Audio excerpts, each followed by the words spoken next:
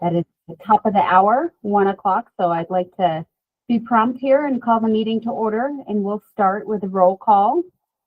Do we have Nancy Jackson? Ryan Jones? Here. Thanks, Ryan. James Martinez? Ryan Moses? Hey, Ryan. Hi, Candace. I see you. LaDon Sperling? Here. Hi, LaDon. Monique Terpstra? I'm going to circle back to Nancy Jackson or James Martinez or Monique. I believe those three board members are absent today, but we do have enough for a quorum. So thank you all for coming. It looks like James just joined. All right. Thanks, LaDon. James Martinez as well for the record. We will start by asking for an approval of the October 2025 meeting votes. I was not present for this meeting, so I will abstain. If anybody has any questions, comments, or would like to bring this forth for a motion of approval, I'd appreciate it. Madam Chairman, I'd make that motion to approve the October 25 meeting votes. I was in attendance. Thanks, Candace. Do you have a second? I second. James Martinez. Any, all of those in favor signify by aye or hand raise. Aye. Aye. Aye. Anybody opposed? Hearing none, it passes. Thank you all.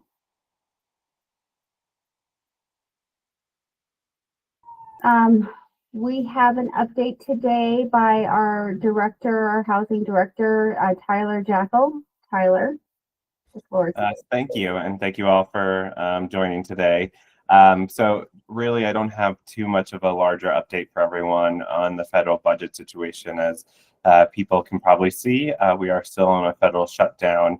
But again, just want to assure everyone that we're doing as much as we can to closely monitor the situation and prepare across our funding streams. So we're continuing to look at all of our funding availability in different ways to hopefully not have to use our additional funds in the case of prolonged shutdown. We're also looking at our NOFAs to make sure we're actively knowing when those might come down.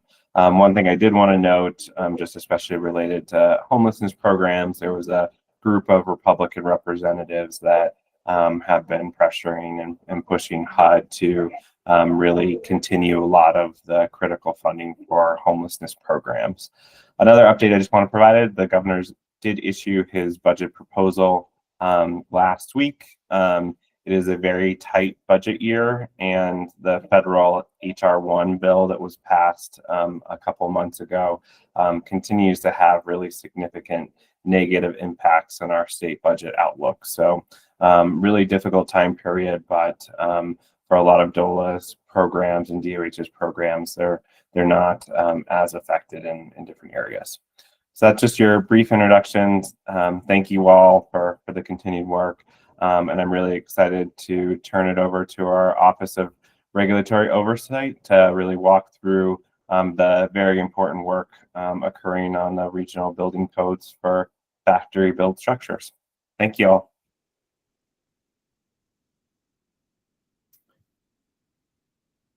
Well, welcome everybody. I assume that's my cue to jump in. Here we are again with another administrative rulemaking and a public hearing for factory built structures.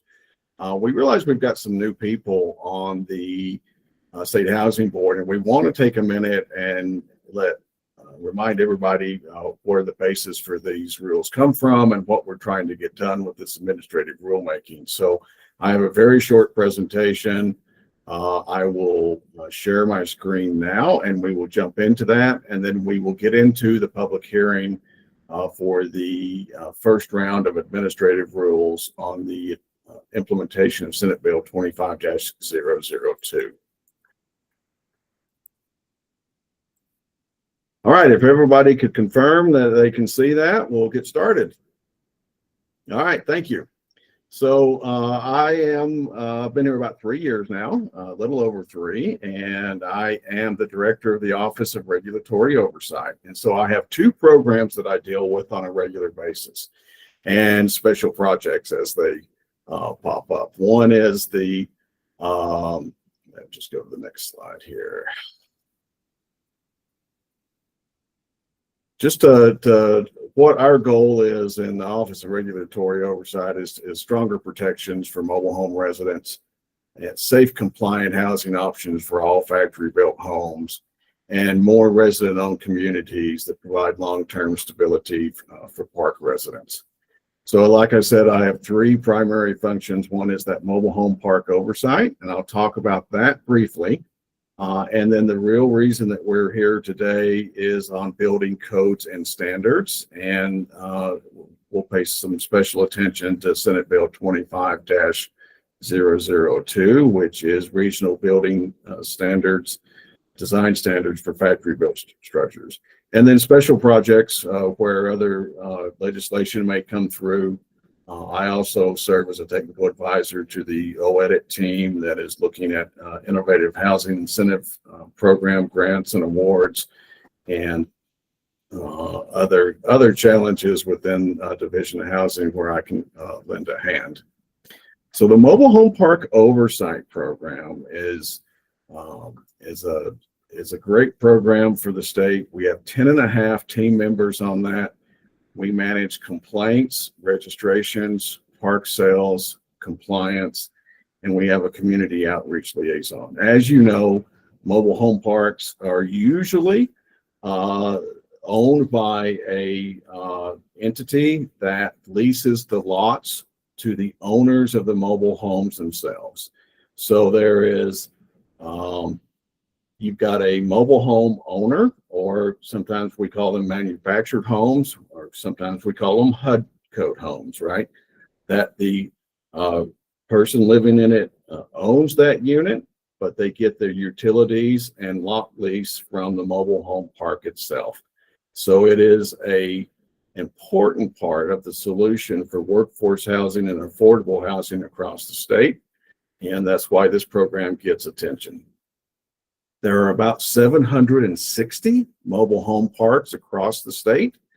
48,000 of those units are individually owned. There's probably another 4,000 units that are owned by the parks themselves or outside people that don't actually live in the unit but rent out the unit. But I think 48,000 families across the state of Colorado. We get about 200 complaints a year that we process, and we now are down to a very reasonable turnaround time on these. 120 days we can is our target to close most complaints. There are some special attention complaints that could take up to 180 days, and it could be everything from a park sale issue where the residents are trying to buy the park, to water outage.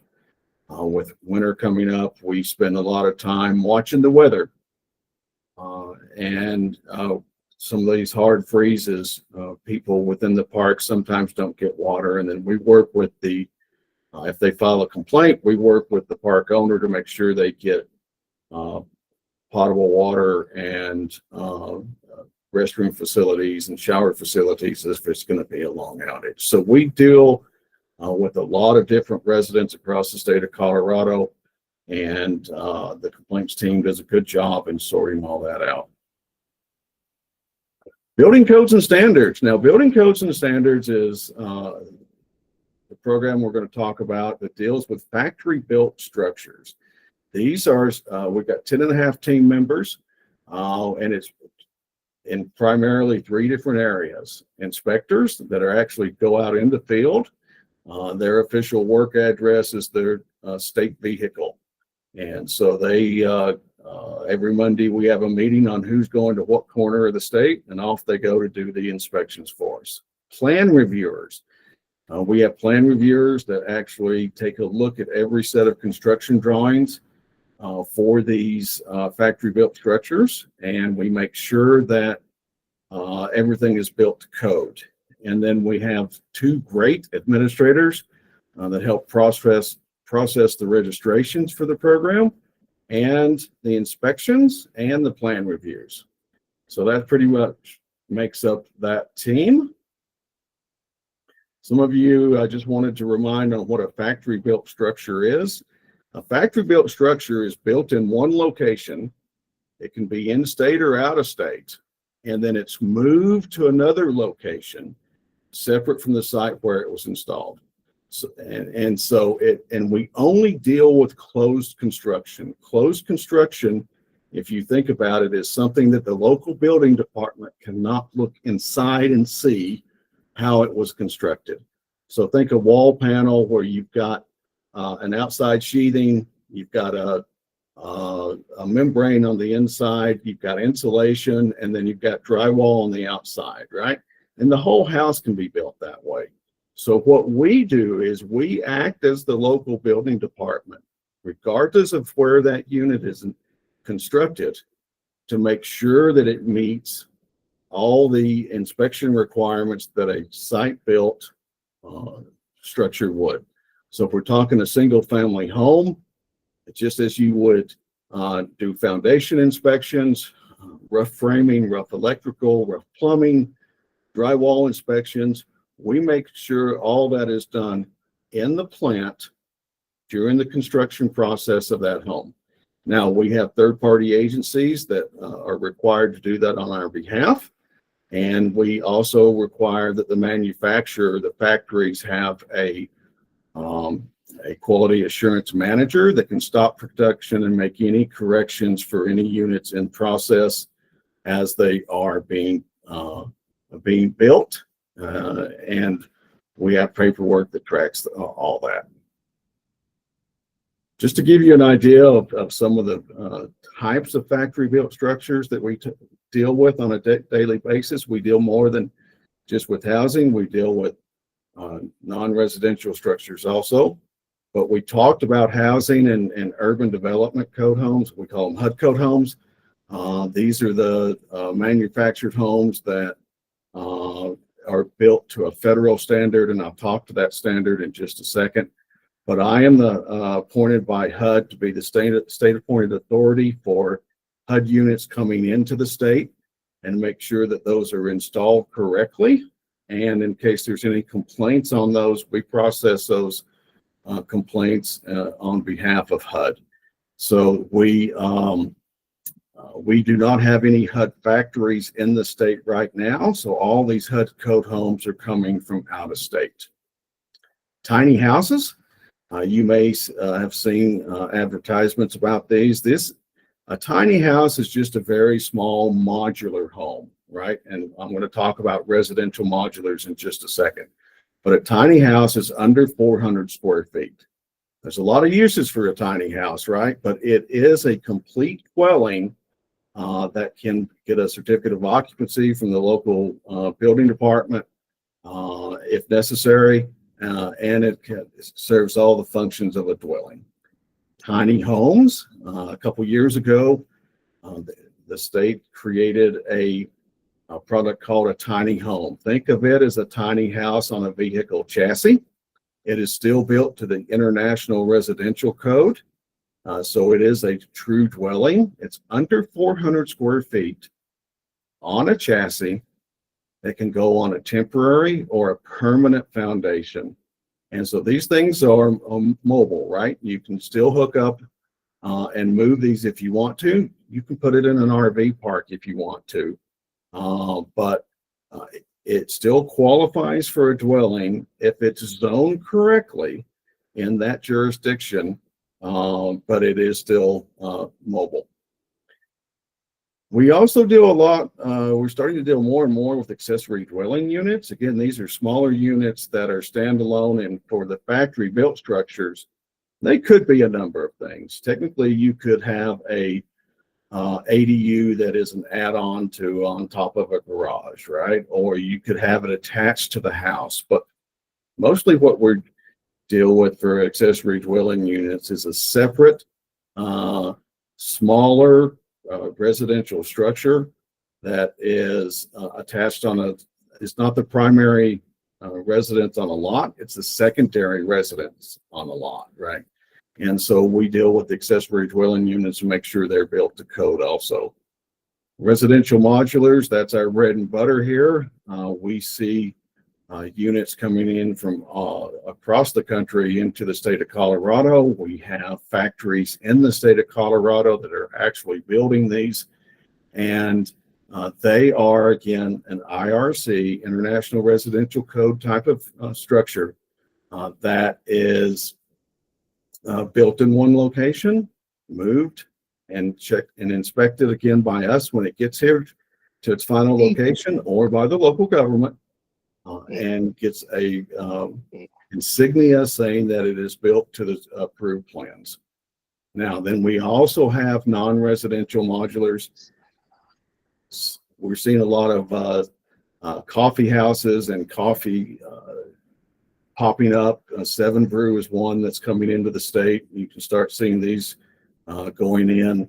It could be a mechanical room for, we had an interesting one where two different water districts were connecting their systems for efficiency and production, and they needed a pump house, right? So it is a it's a non-residential modular type structure built to the International Building Code because it's non-residential, but they are built to the International Building Code, and we check those out. Modular apartments and multifamily buildings, we are seeing more and more of that. I know the State Housing Board has approved different modular development projects. This could be everything from townhomes, condos, but primarily apartment buildings. They're again built to the International Building Code. And then last on my list is the relocatable structures. If you think about what these are structures that are expected to be temporary, still built to the International Building Code, and they move from location to location. Think school classrooms, right?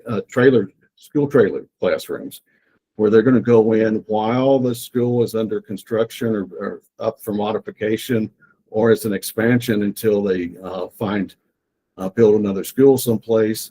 But these school classrooms, we are also responsible for approving, and we work very closely with the state to make sure that anything going on school property is compliant with all the different agencies that have a piece of that.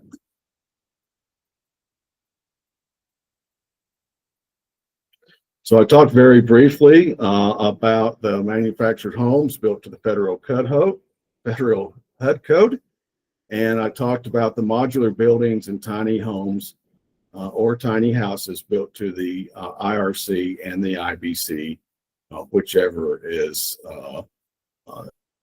whatever type is required for that structure. What are the advantages of factory built structures? And how do they support affordable housing construction, including housing? It streamlines the manufacturing process. These are built in a factory, just like my Chevy pickup is, right? Fading West has 18 stations, I think, that these move down a production line. Fading West can produce 20 or 30 homes a month. 20 or 30 homes a month. That's almost one a day. As they roll through a production line process, right? So what are the advantages of building inside a factory? Weather isn't an issue, right? Your workforce has a stable supply of revenue coming in because they're working 40-hour weeks, right? It is a great way to consider building a home, and then they're transported to their final location and installed there.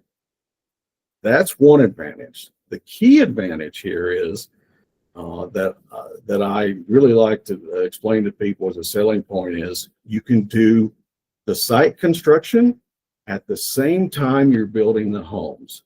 So you reduce the overall schedule of a construction project because you've got a factory building the homes, while they're pouring the concrete and hooking up to the utilities, getting the elevators in, everything else that needs to be done is the site location is being done while these homes are being built, and then boom, it's time for the units to come in, and they put those up very quickly for what we call set and stitch.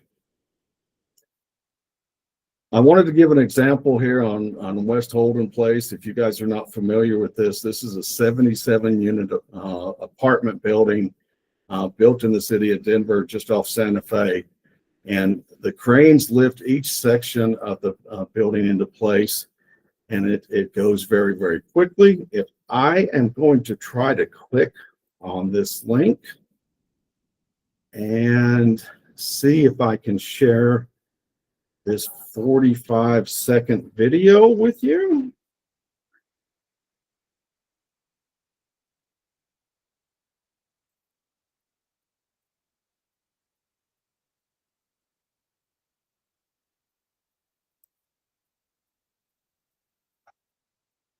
So you can see on this unit that this is the first story is on-site built. It has a concrete roof that is ready for the installation. You'll see the crane setting these approximately 50 modular units in series.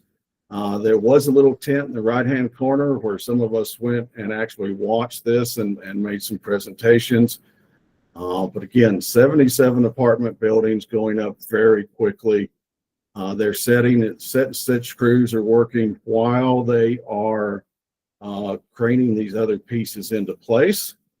And then after all these units are put in place, they will put the outside skin on this and turn on the water and electricity, and they should be ready to go. And that's it. Now that was over a series of about a week where they did this install, and again about 50 boxes were put in place.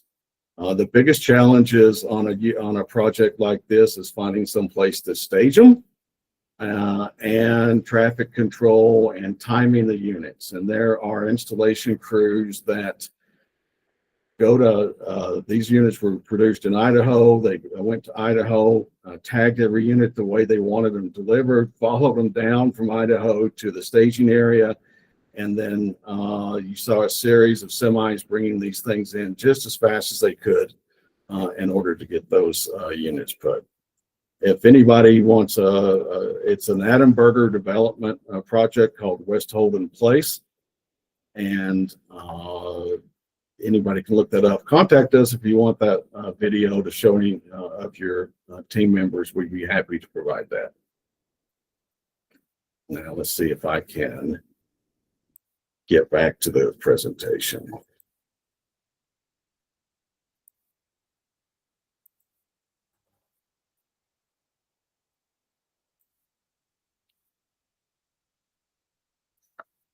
So we collaborate a lot here at the state.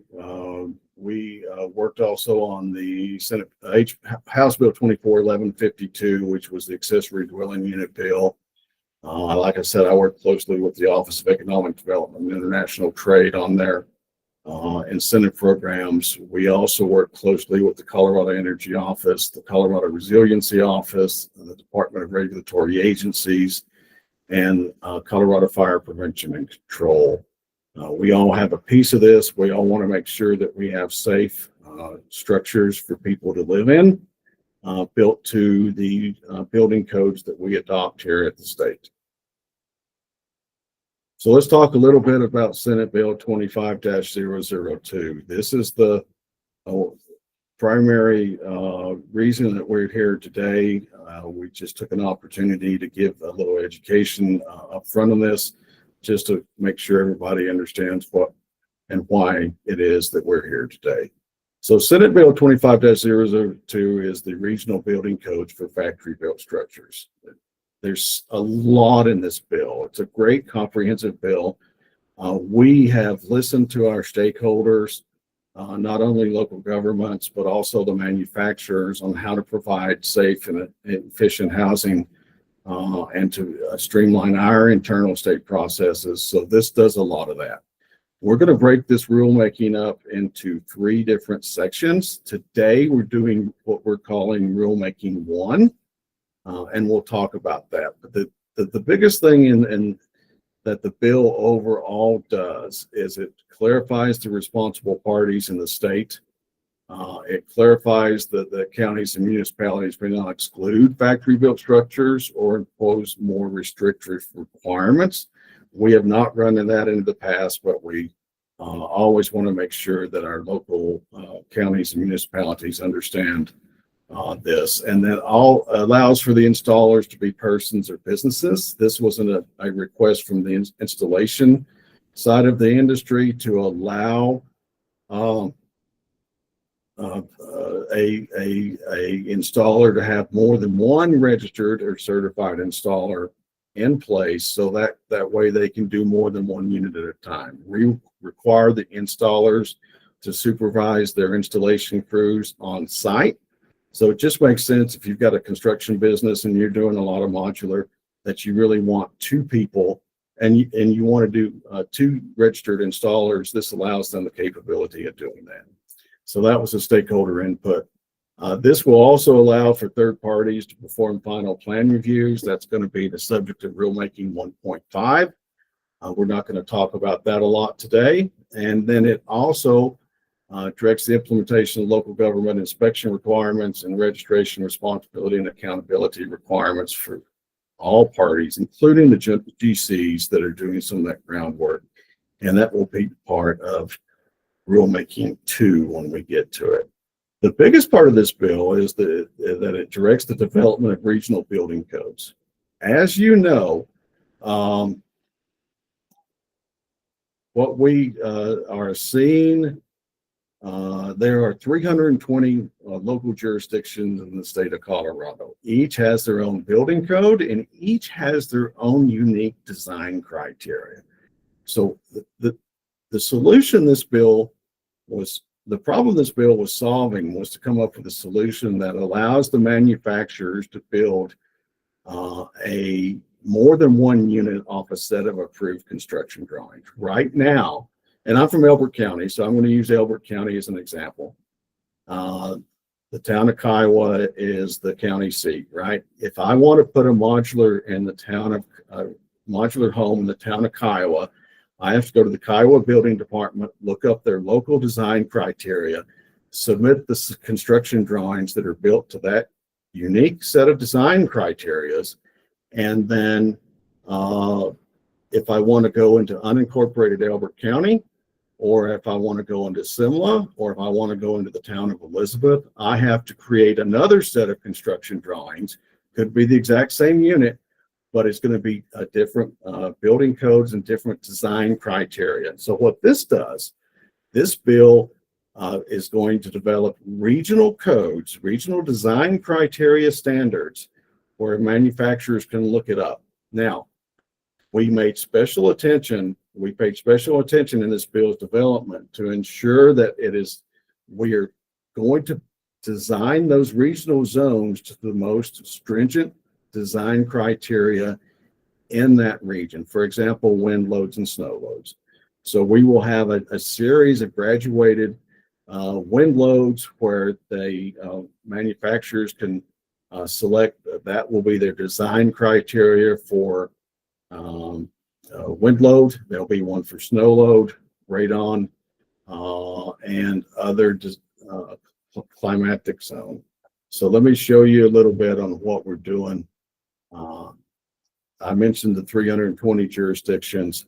The design criteria for each region will be based on wind shear, the wind load, roof snow load, wildfire risk, based on the new Wildland Urban Interface map and wildfire resiliency code approved by the state, the thermal zone, radon mitigation, or automatic fire sprinkler system. So this is going to save time and money for the consumer in order to use a set of pre-approved drawings that can go any place in the state if it meets that set of design criteria. It's not lowering the design criteria. For example, if the town of Kiowa has a 100-pound wind load, then the modular units will still have a 100-pound wind load if they're going into the town of Kiowa. So here's the three different rulemakings that we talked about. Rulemaking 1 is what we're looking at here today. Then we'll do rulemaking 1.5 and then rulemaking 2. Rulemaking 2 by statute has to be done by June 30th of 2026. So I will be coming back to you at least 2 more times with 2 more sets of rules. But this was such a big heavy lift, we thought we would break it into 3 and do some of the easy stuff up front. And what we're talking about today will take effect on January 1st of 26. So what's in this rulemaking 1? I tried to outline this in the memo that came with the board packet, but we're updating definitions of certified and installer to include business entities. We're adding registration and certification requirements for business entities. We're looking at, we revised some of the certification requirements for multifamily structures. And we use this opportunity to clarify some expiration of insurance, financial surety, and registration dates for the required documents that come with registration. Now, the other thing that we do is House Bill 251273, the last bullet on this slide, talks about single exits in certain multifamily structures. So this bill was signed, and our big challenge here at in building codes and standards is to make sure that we have a level playing field between modular units and on-site units. So 1273 provided a single exits in certain multifamily structures. And so what we are doing here is allowing that to the modular industry by amending our International Building Code adoption. If anybody's really interested, we're on the 2021 ICC code set, the 2023 National Electrical Code, but we amend those codes, the IRC, the IBC, and the others, we amend those for modular specific. And so in order to make a level playing field with on-site built projects, we added this to this set of rulemaking. Now, where do you come in? You're on the far right side of the screen now. You are the State Housing Board. There is a state statute that gives you the authority to do the things that you do, and one of those is to approve building codes and standards.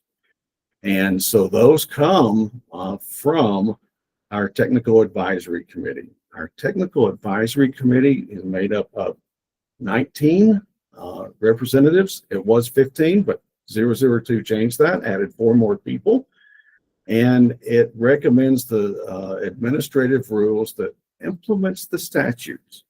And that's where we are today.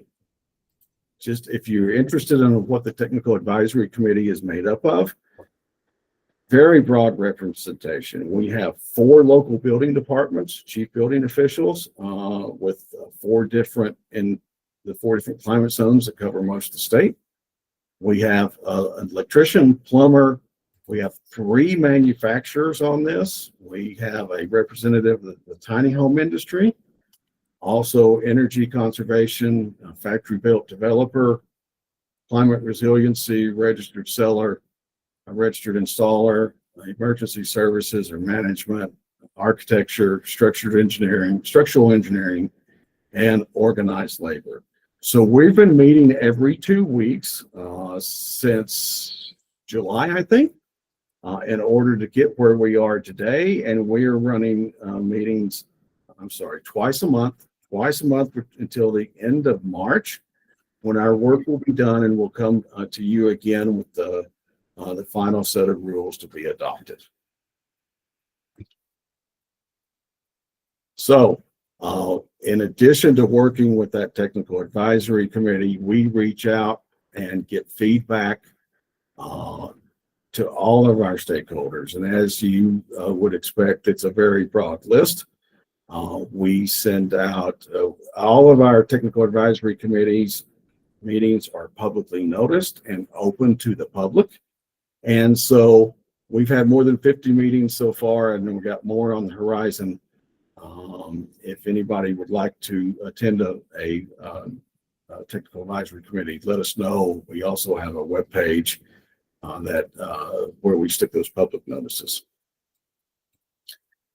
So just some closing thoughts on building codes and standards. We use the same building codes as local building departments. Like I said, our baseline is the 2021 code set. These are units that are built in state and out of state, and they can reduce the timeline and cost for housing projects. And they're built in a factory and moved to a final location. So just to differentiate between Mobile Home Park Oversight Program and building codes and standards, we do have some common ground. We're both cash funded programs. We're both regulatory programs. Both deal with compliance and complaints, and they're very people-centric type of programs. The differences, the Mobile Home Park Oversight Program are defined by mobile home park boundaries.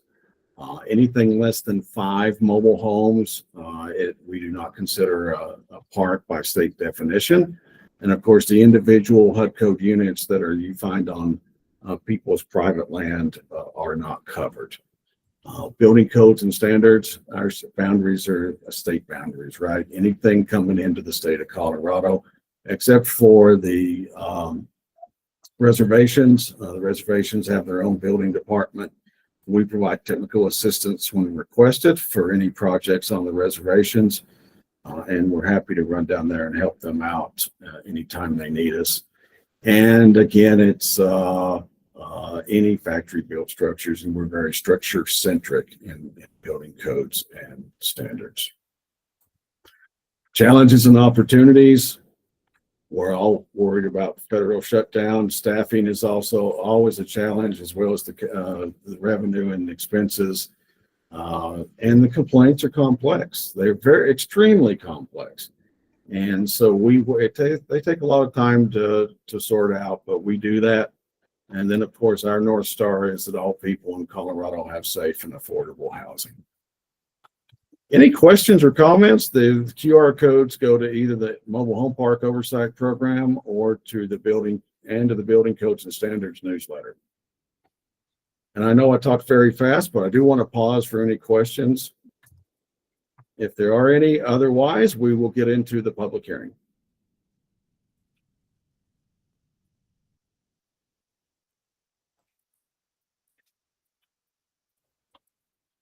Thank you, Sam. I appreciate that. I'm hearing no questions. I'm going to go ahead and get into the public hearing. That was a really good overview, Sam. Also, specifically liked how you shared West Holden and modular and just how convenient modular development is. So again, thank you for that. And you didn't talk that fast. I'm about to talk really fast. So let me just make sure I have this big enough, and please do not hesitate to interrupt me if somebody is having trouble hearing me, or if I am not talking clearly enough, or if you would like me to slow down, I'm happy to. This is the rulemaking hearing script for November 4th, 2025. The State Housing Board is now in session for a rulemaking hearing pursuant to sections 244103 and 2432707, 1G of the Colorado Revised Statutes. I'm Anthea Martin, board chair for this hearing. In addition to the other board members participating are the Director for the Office of Regulatory Oversight, Sam Albert. We are holding this rulemaking hearing to adopt proposed amendments to the administrative rules recommended through the Technical Advisory Committee, TAC. The Division of Housing convened 9 TAC meetings, which were publicly noticed on June 25th, July 9th, July 23rd, August 6th, August 19th, September 3rd, September 17th, October 8th, and October 22nd of 2025. A webinar was held for all interested parties on September 11th, 2025. The webinar notice went to almost 1,500 email addresses. The TAC meetings and the interested parties webinar were all recorded and posted to the TAC website. The board will consider the draft rules attached to the rulemaking notice for today's hearing and any written and oral comments entered as part of today's hearing. One written comment was received and was provided in the board packet. Any other written comments received today will be added to the permanent record of rulemaking. The proposed regulations were filed electronically with the Secretary of State on September 30th, 2025, and updated on October 8th, 2025 for review and published in the October 10th, 2025 issue of the Colorado Register in compliance with statutory requirements. Further, the proposed regulations that were ultimately noticed with the Secretary of State were also filed electronically with the Colorado Office of Policy Research and Regulatory Reform, and a cost-benefit analysis was not required. Additionally, pursuant to Section 24.41033B CRS, each individual requesting notification of the proposed rulemaking was emailed a copy of the notice of rulemaking on October 8th, 2025. The proposed regulations and the notice of rulemaking were also posted on the TAC website on October 14th, 2025. Each of these notices included a copy of the proposed rules, the basis, purpose, and authority, and instructions on how to provide written or verbal testimony to be included in the rulemaking hearing. Copies of the proposed rules as noticed and as further amended, as well as the statement of basis, specific statutory authority, and purpose are available upon request. There were no submissions of written testimony provided after the published deadline that will be part of the record. As part of the stakeholder engagement process, comments in relation to the draft rules were requested by 5 p.m. on October 17, 2025. One written comment was submitted and provided in the board packet. Are there any other written comments that anyone would like submitted and considered part of the record for this rulemaking hearing? If so, please email a copy to Sam Albrecht at sam.albrecht, ALBRECHT, at state.co.us, who will have them marked as part of the record. The purpose of this hearing is to allow interested parties the opportunity to present comments, data, views, testimony, and arguments concerning the rules as proposed. The public is invited to testify at this hearing. All comments will be limited to 3 minutes, and I request that redundancy be kept to a minimum. Each individual offering testimony at this rulemaking hearing must be on the record. Therefore, any person who wishes to speak at this hearing must provide their name, address, and the organization represented, if any. Today's hearing will be recorded, and I ask that people introduce themselves prior to testifying. I also ask that you speak loudly and clearly enough to ensure that your testimony is recorded. We will also accept any written submissions and make them a part of the record. During deliberation, the board will consider all of the factors outlined in the Administrative Procedure Act. At this time, I will call individuals to testify in the order that staff has recorded their interest in speaking.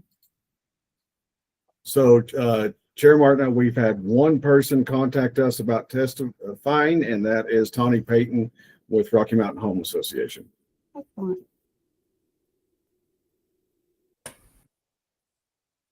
Thank you. Should I start my testimony? Yes, please. Please introduce yourself first. Thank you, Tawny. Good afternoon, State Housing Board. My name is Tawny Payton. I'm the Executive Director for the Rocky Mountain Home Association. We represent the manufactured and modular home industry in Colorado, and I just want to say thank you for hearing my testimony today. I'm here today to share the industry's support for these proposed changes. One of the requests that was included in Senate Bill 25-002 was the ability to allow for an installer business. As the businesses grow and they expand and add installers, the feedback was that just economically, it didn't make sense to license additional installers without having the business entity as an option. So the state was open, the state and the bill sponsors were open to making that change. And so as a result, that was included in the bill which passed, and that's one of the changes that you all are considering today. And I just want to extend my appreciation and the industry's appreciation to the State Housing Board and to Sam and his staff and to Sam's predecessor, Mo Miskell, for being open to allowing the industry in Colorado to compete with other factories, manufacturers, businesses, etc., outside of our state. There were law changes that were making it really impossible for Colorado to compete with out-of-state factories for out-of-state business. And so this is just another one of those changes that just help our business owners in Colorado to be successful. So I just want to say thank you. Thank you for that, Tani. Are there any questions from the board members for Tani? Or staff?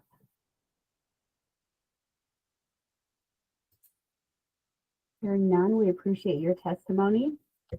Is there, Sam, is that the only individual who's testifying today? Yes, Madam Chair, that's the only individual that contacted us about testifying, but I think if we follow the precedent we've set in the past, we open it up now to anybody else that wants to provide testimony. Okay. Do we have any others?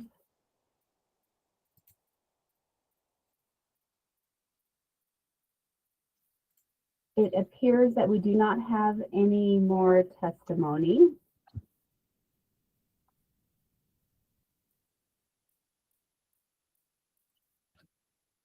The comment and testimony portion of this rulemaking hearing is now closed. The board will review and consider the written and oral comments, data, views, testimony, and arguments that were submitted to the board prior to the conclusion of this hearing in conjunction with the oral comments provided here today before rendering a decision on the adoption of the proposed rules.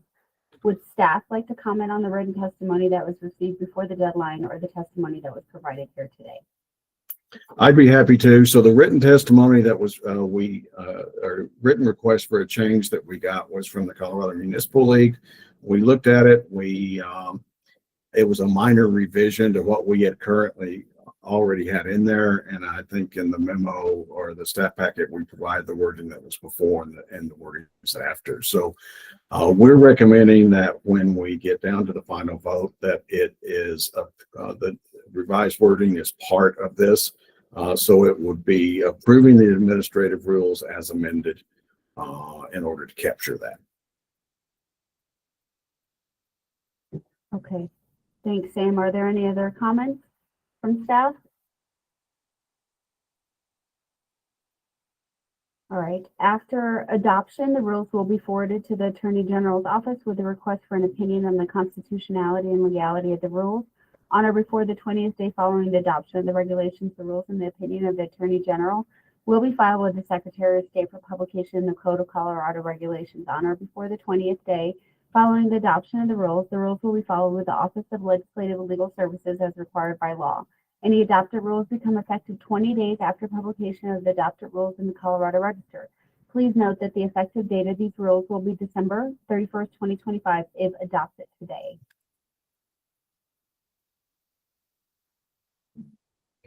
The board will now consider the testimony, the draft rules, and amendments as presented with changes as requested by Sam. Are there any final questions from the board?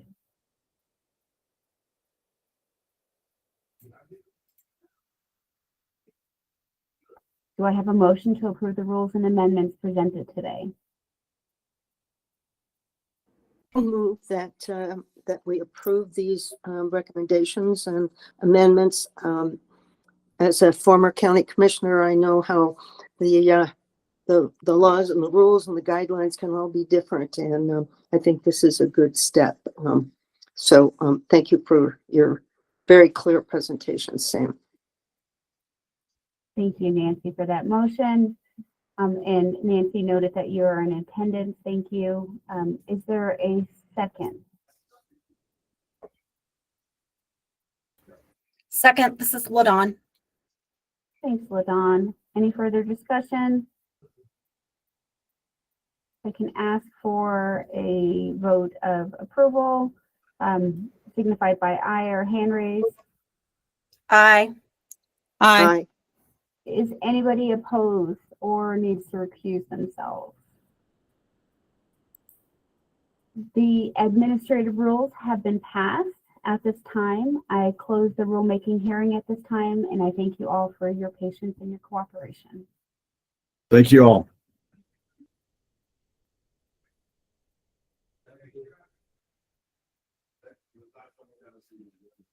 And that's all the business I have before the State Housing Board today, Chair Martin.